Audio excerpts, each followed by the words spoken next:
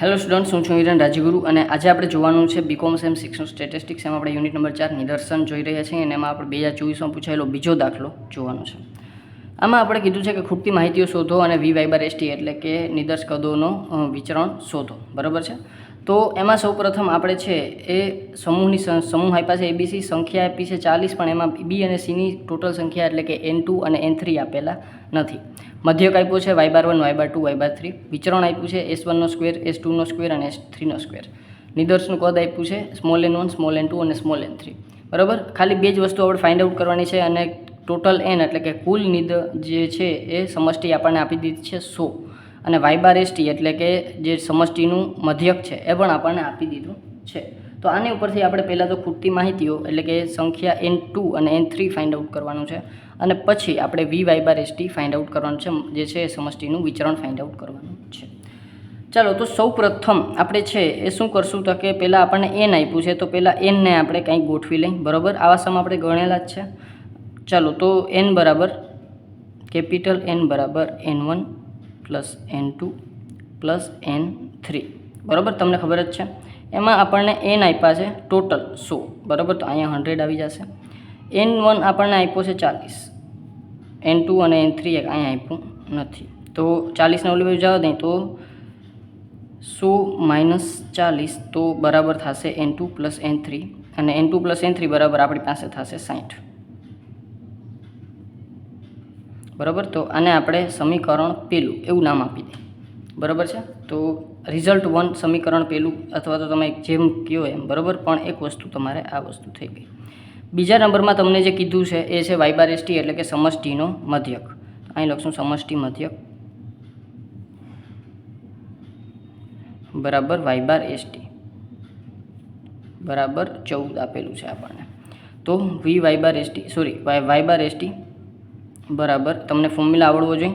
આમ તો ઇઝી છે. બરાબર, n1 y/1 plus n2 y/2 plus n3 y/3 ના છેદમાં શું થશે તો કે n1 plus n2 plus n3.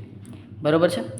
ચાલો, પછી આપણે સૌપ્રથમ જે આપેલું છે y/st આપેલું છે 14. ચાલો, n1 y/1 તો n1 અને y/1 બે આપ્યું છે. n1 છે આપણી પાસે 40 અને y/1 આ આપણને y બાર આપેલું છે. બરાબર, તો y/1 છે આપણી પાસે 10. તો આ છે 40 અને આ થશે 10. ચાલો, પ્લસ n2 y/2. n2 આપણને આપેલું નથી પણ y/2 આપેલું છે 20. ચાલો, તો આ આવશે 20. બરાબર, પછી આ છે 12 તો અહીંયા આપણે પ્લસ n3 આપણને આપેલું નથી પણ આપણને ભેગું 12 આપેલું છે. બરાબર છે. એના છેદમાં આપણે છે એ શું લેશું તો કે total n1 n2 n3 n2 અને n3ની વેલ્યુ નથી આપી પણ આપણને ટોટલની ખબર છે. આપણને ટોટલ જ કરવાનો છે પણ ટોટલ આપણને ખબર છે 100 છે. તો અહીંયા આપણે 100 જ લખી નાખશું. બરાબર, તો 100 એને ગુણ્યા 14. આ તો ભાગાકારમાં છે, સામેની સાઈડ એટલું જશે. ગુણાકારમાં તો 1400 રૂપિયા. બરાબર, ચાલો 1400 સોરી રૂપિયા નહીં, 40 ગુણ્યા 10 એટલે 400 પ્લસ n2 20 n2 ડાયરેક્ટ લખી નાખું છું અને પ્લસ 12 n3. બરાબર, 400ને ઓલી બાજુ જવા દઈએ તો 400 માઇનસ થઈ જશે 1400માંથી તો ડાયરેક્ટ વધશે 1000. બરાબર, એક સ્ટેપ કાપી નાખું છું. 20 n2 પ્લસ 12 n3. બરાબર છે. ચાલો, તો આ વસ્તુ થઈ ગઈ. આને કહેશું આપણે પરિણામ બીજું કે સમીકરણ બીજું, જે તમે કહેવું. બરાબર છે. ચાલો, હવે આપણી પાસે બે પરિણામ આવી ગયા, પરિણામ 1 અને પરિણામ 2. તો એ બેને હવે આપણે જરાક સરખાવી દઈએ. બરાબર, તો ભેગું આપણું કામ થતું થાય. તો અહીંયા આપણે લખશું સમીકરણ અથવા તો સામેના પેજમાં આવેલા જાય સમીકરણ 1 તથા 2ને સરખાવતા.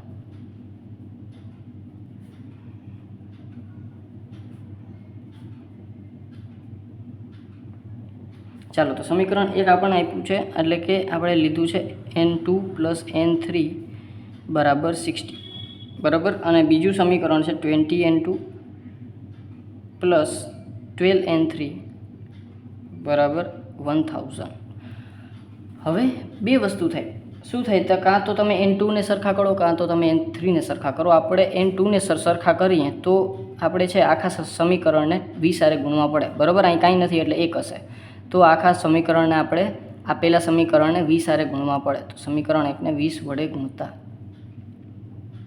બરાબર, તો 20 n2 એટલે કે 20 n2 પ્લસ 20n3 બરાબર, એટલે કે 20 આખાને ગુણે એટલે બરાબર, અને 6 દુ 12 એટલે કે 1200 આ.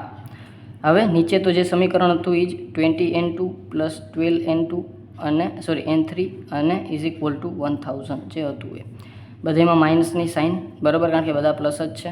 20n2 કેન્સલ થઈ જશે, 20માંથી 12 જશે એટલે 8n3 ઇઝ ઇક્વલ ટુ 1200માંથી 1000 જાય એટલે 200 બરાબર, અને 25 અઠા 200 એટલે કે 200 ભાગ્યા 8 n3 બરાબર જે છે એ 25 અઠા 200 એટલે કે 25. ચાલો, તો n3ની વેલ્યુ આપણને મળી ગઈ. હવે n3ની વેલ્યુ મળી ગઈ તો આપણે ગમે ત્યાં છે n2ની વેલ્યુ પણ લઈ લેશું. આપણે પહેલાં જ આપણે છે એ સમીકરણ 1માં n3ની કિંમત મૂકતા બરાબર, તો n2 plus n3 is equal to 60 આ આપણે સમીકરણ પેલું હતું.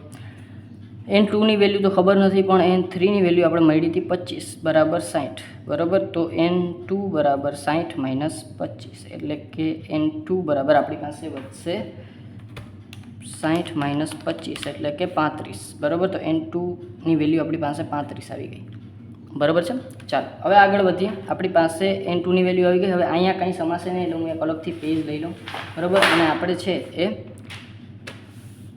v/st એટલે કે સમષ્ટિના મધ્યકનો વિચરણ ફાઇન્ડ આઉટ કરવાનો થાય બરાબર છે. ચાલો, તો અહીંયા આપણે એ જ વસ્તુ લખી લઈ, તો જે છે એ v/st ડાયરેક્ટ જ લખું છું બરાબર, ઇઝ ઇક્વલ ટુ, હવે જો અહીંયા ફોર્મ્યુલા છે આપણો બરાબર, તો 1/n એનો વર્ગ આખા કાઉન્સમાં બરાબર છે, n1 બ્રેકેટમાં n1 minus small n1 ના છેદમાં સ્મોલ n1 એને ગુણ્યા s1 એનો square plus n2 બ્રેકેટમાં n2 minus n2 small n2 ના છેદમાં સ્મોલ n2 એને ગુણ્યા s2 એનો square plus n3 બ્રેકેટમાં n3 minus small n3 ના છેદમાં સ્મોલ n3 એને ગુણ્યા s3 એનો સ્ક્વેર બરાબર, અને બ્રેકેટ કમ્પ્લીટ બરાબર. તો આવી રીતનો આપણો બરાબર, કારણ કે 3 જ આપણી પાસે સમૂહ છે. 4 સમૂહ આપ્યા હોય તો 4 સમૂહ લખવાના, 2 સમૂહ આપ્યા હોય તો 2 સમૂહ માટે લખવાનું બરાબર છે. ચાલો, તો 1/n નો વર્ગ એટલે કે n છે આપણી પાસે 100, તો 100નો વર્ગ બ્રેકેટમાં સ્મોલ n1. હવે જો અહીંયા આપણે બે વસ્તુ ફાઇન્ડ આઉટ કરી લીધી છે બરાબર, n1 અને n2 અને n3. n2 છે આપણી પાસે 35 અને n3 છે આપણી પાસે 25 બરાબર. આમ તો આમાં આપણે લખવાની જરૂર નથી, પણ આ તો આપણે આમાંથી જોતા વેલ્યુ લખશું એટલે આપણને બધી વસ્તુ ખબર પડવી જોઈએ. આ વાય બાર છે આપણો, આ વિચરણો છે એટલે s1 એટલે કે s નો સ્ક્વેર છે, s1 s2 s3.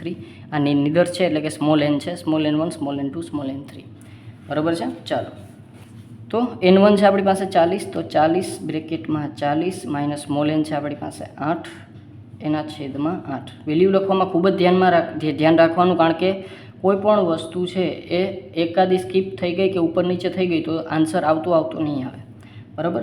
અને ચાલો, n2 છે આપણી પાસે 35 બ્રેકેટમાં 35 એના માઇનસ સ્મોલ n2 છે 6 ના છેદમાં 6 એને ગુણ્યા 30 વિચરણ.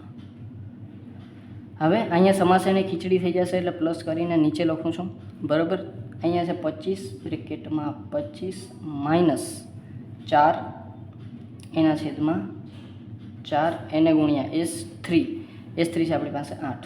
ચાલો, એના બ્રેકેટ ક્લોઝ બરાબર. ચાલો, તો અહીંયા પાછું આપણે લખશું 1/10,000 બરાબર. હવે બાકી વધારે હું છે એ સ્ટેપ નાખતો નથી, ડાયરેક્ટ આને સોલ્વ કરી નાખીએ. એટલે પહેલાં બ્રેકેટનું અંદરનું -8 એને ગુણ્યા, હવે 40 અને 35 બે ગુણાકારમાં છે, 40 ગુણ્યા 35 એને ભાગ્યા 8, તો એને ભાગ્યા આપણે કરશું 8, એ આવશે 5600.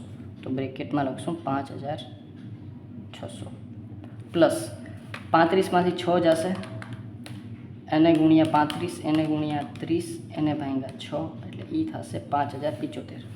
તો 5075 પ્લસ ત્રીજા નંબરમાં 25માંથી 4 જશે એને ગુણ્યા 25 એને ગુણ્યા 8 એને ભાગ્યા 4. ચાલો, તો એ આવશે 1050.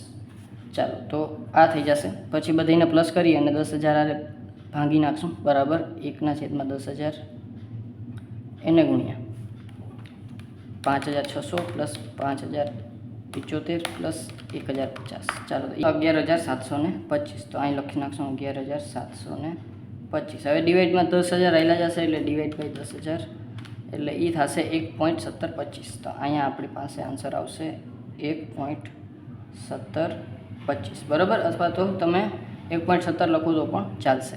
તો આ આવી જશે આપણી પાસે VY/ST બરાબર 1.1725 બરાબર. ચાલો, તો આ હતો આપણો 2024માં પૂછાયેલો દાખલો બરાબર છે. છતાં કાંઈ પણ ડાઉટ રહી જાય તો મને કોમેન્ટ બોક્સમાં જરૂરથી પૂછી લેજો. અને હા, બુકમાં કદાચ તમે આ સમ જુઓ, સમ નંબર 58 બુકમાં છે બરાબર. તો બુકમાં છે એ એક વસ્તુ જોવાની છે કે વિચરણ છે ને એ પેપરમાં તમને અહીંયા 35 આપેલું છે S1 બરાબર, અને બુકમાં 25 આપેલો છે. તો તમારા આન્સરમાં કદાચ આવી રીતે છે એ થોડોક ફેર આવી શકે છે બરાબર, બાકી બધું સેમ છે. તો આ હતો આપણો 2024માં પૂછાયેલો દાખલો બરાબર છે. જો વિડીયો ગમ્યો હોય તો લાઇક કરજો, શેર કરજો તમારા ફ્રેન્ડ સાથે, અને સબસ્ક્રાઇબ ચેનલને જરૂરથી કરી નાખો જેથી કરીને આવતા વિડીયોઝ તમને સરળતાથી મળી રહે. Thank you.